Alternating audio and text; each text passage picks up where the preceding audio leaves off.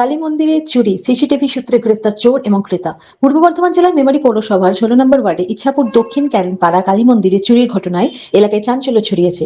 রবিবার গভীর রাতে ঘটে এই চুরি। অভিযোগ পেয়ে মেমারি থানা পুলিশ তদন্তে নামে। সোমবার স্থানীয় সিসিটিভি ফুটেজ খতিয়ে দেখে পুলিশ চোর এবং চোরাই দ্রব্যের ক্রেতাকে গ্রেফতার করে।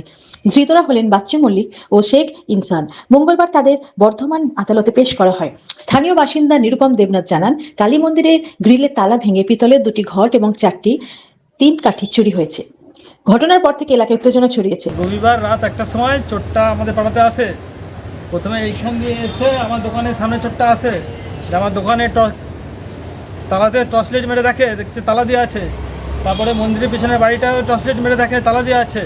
তারপরে এসে মন্দিরের তালা ভাঙে, মন্দিরের তালা ভেঙে তিরকাঠি আর ঠাকুরের ঘট সেগুলো বস্তায় ভরে নিয়ে চলে যায়, আর তালাগুলো ক্যানেলের জলে ফেলে দেয় ছেলেটা। যে সোজা বস্তা নিয়ে এদিকে হেঁটে চলে যাচ্ছে। সেটাকে আমরা চিনি না, আমার সিসিটিভি ক্যামেরায় ধরা পড়েছে ছেলেটা। থানায় অভিযোগ করেছি, পুলিশ এসছে, সব দরখাস্ত জমা দেওয়া হয়েছে। এখন চাইছি আমাদের জিনিসগুলো আমরা যেন আবার ফেরত পাই। ইছাপুর দক্ষিণ ক্যানেল পার, নিরুপম দেবনাথ।